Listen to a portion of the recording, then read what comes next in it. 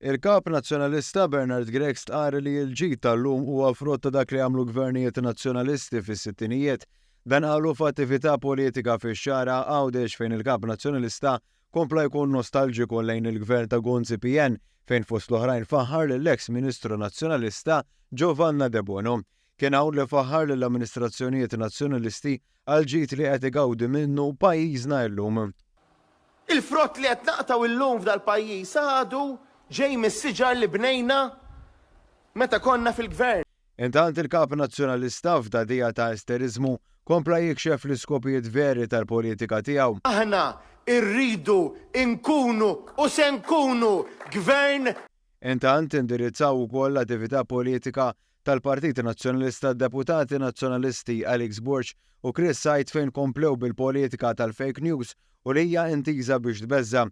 Fil-fatt fi żmien fejn Għawdex għandu fost l-inqas rati ta' qatt li qatt esperjenza kif dawk li rreġistraw għax-xogħol f'Diċembru li għadda kienu jlaħqu biss 72 persuna skont l-Uffiċċju Nazzjonali tal-Istatistika l-NSO, id-Deputat Nazzjonalista Chris Sajt għalhekk.